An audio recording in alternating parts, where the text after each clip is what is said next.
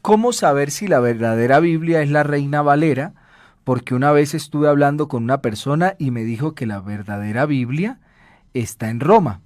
Y hay otra pregunta sobre la Biblia. Estoy leyendo la versión Nueva Traducción Viviente de la Biblia y la pregunta ¿es recomendable? Entonces, son dos preguntas también sobre el tema de la Biblia, pues. Lo primero que debe de tenerse en cuenta acá es que hablar de la Biblia verdadera es bastante discutible, porque la historia dice que la original no existe. Existen fragmentos, los cuales los investigadores en ese campo han ido juntando hasta que hoy tenemos una cosa que se llama la Biblia. Les recomiendo a quien tiene la inquietud que se lea un libro que titula ¿Cómo nos llegó la Biblia? ¿Ya? Para que usted tenga la Biblia hoy en su mano, ha habido un proceso. ¿Cómo entonces entender qué es la verdad? Por el pensamiento cristocéntrico desde el Génesis hasta el Apocalipsis. Porque a pesar de que fue a través de más de 40 escritores, conservan un mismo pensamiento independientemente de que pertenecieran a diferentes épocas y a diferentes culturas, mostrando con ello que la iluminación del Espíritu Santo estuvo en aquellos. Como dice el escritor consagrado, todas las escrituras son divinamente inspiradas por Dios, útiles para enseñar, para corregir y para instruir en justicia, a fin de que el hombre sea preparado enteramente para toda buena obra. Con respecto a las versiones, que ya esa es la otra pregunta, pues es bueno tener en cuenta que en la medida que el ser humano evoluciona,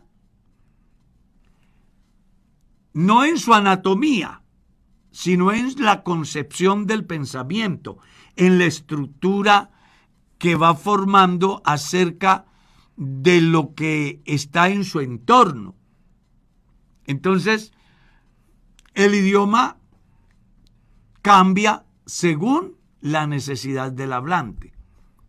Por eso no es lo mismo leer la versión del 1500 que la versión 1960. ¿Por qué? Porque en el año 1500 no se decía una mujer dio a luz, se decía una mujer parió. No se decía está embarazada, se decía está preñada. ¿Está claro? Pero, ¿qué pasó? En la medida de que la sociedad fue avanzando, fueron ajustando palabras acordes al tiempo, minimizando aquellas palabras que sonaban raro, que aunque dijesen una verdad, pues tenían un sonido para el momento después inadecuado. Entonces fueron ajustando las palabras, el idioma, según la necesidad del hablante. Y hay un caso interesantísimo. Por allá en el año de 1970, 71,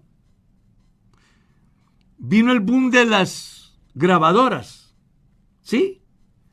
Y habían unas cositas que se llamaban cassette, que era donde se grababa, era una cinta. Pero sucedió de que la gente no pedía el cassette, sino el casete. Préstame el casete, véndeme el casete, tan lindo el casete. Entonces, ¿qué dijo la academia? El pueblo usa la palabra casete. Entonces tomó la decisión de incluirla como parte del lenguaje que en ese momento la gente estaba utilizando. Es así como llegamos hasta hoy con la versión, por ejemplo, de 1909, luego la versión de 1960, y ya el hermano habla de otra versión del Dios viviente. Nueva traducción viviente. Nueva traducción viviente, y yo le hablo del lenguaje actual, de la nueva Biblia, de la palabra, de la Nácar Colunga, de la versión de Herder, de la antigua versión.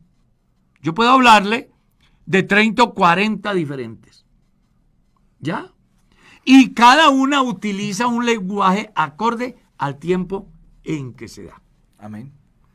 Entonces, no es lo mismo leer en la versión del oso, canción, que leer en la versión de 1960, canción.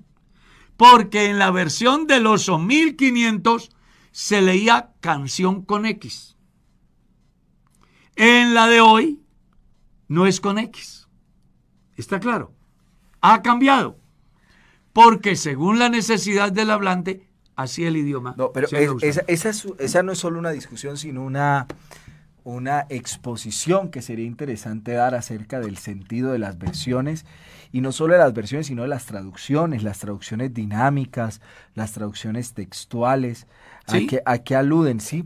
Y yo creo que uno no pudiera dar un calificativo de bueno o malo. Creo que cada versión tiene un propósito en particular, y es lo que la persona debe saber antes de adquirir una Biblia.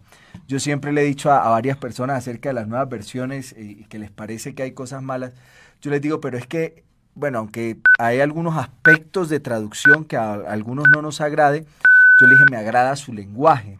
Yo le dije, ¿por qué habla el lenguaje nuestro? Les he dicho algunos. Claro. Sí, pero eso es solo una postura, porque, por ejemplo, nosotros pensando en la Reina Valera 60, pues en ese español del siglo pasado, donde decían vosotros, estabais, nosotros no hablábamos así.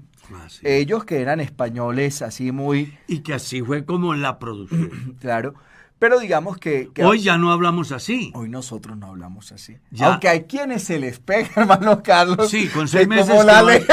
No, que como van a España 6 meses. Sí, ya hablan como españoles. Como españoles. Pero digo que hay quienes leen la Biblia y entonces comienzan a hablar de vosotros, estabais.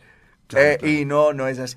Entonces sí, eso es una exposición interesante acerca de las traducciones, y que a mí me parece que más allá de las posturas que satanizan algunas versiones, creo que es un ejercicio interesante alrededor del lenguaje. Ante todo, en mi caso personal, yo tengo cualquier cantidad de versiones de la Biblia y me sirven como consulta, como libros de consulta.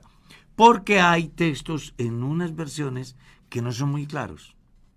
Y los eruditos tomaron el texto, hicieron la exégesis o el análisis y encontraron el verdadero sentido. Y lo han escrito en un lenguaje que yo lo pueda entender. Claro, se habla mucho de la Vulgata latina. Por ejemplo, pero ya la Vulgata latina tienes un lenguaje muy primitivo, pero muy sano. Sí. Y muy ajustado a nuestro español. Y mire que la historia de las traducciones a nuestra lengua es hasta linda.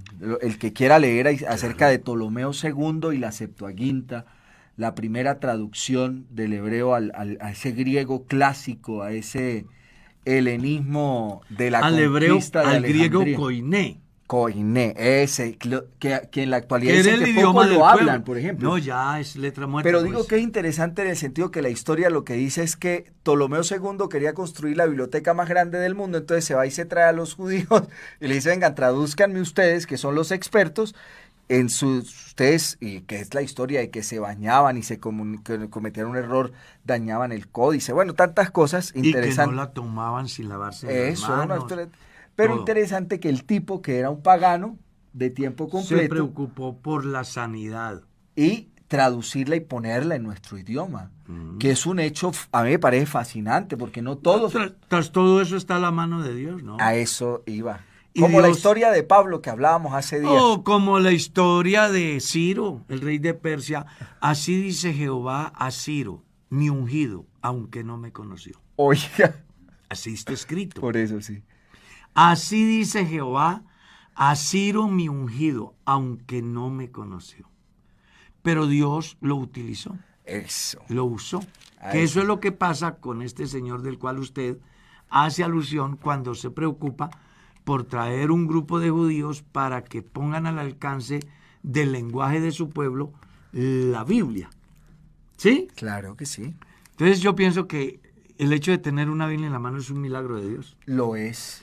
Ahora, más allá de que se hayan presentado textos que vinieron por vía exegética, algunos textos que son mutilados, la verdad es que cuando uno lee la Biblia, encuentra la esencia de Dios en ella, sin posibilidad de extraviar el verdadero sentido cristocéntrico del mensaje de Dios en la Biblia. Y usted recomendó un libro, ¿no? ¿Cómo nos Sí. llegó la Biblia?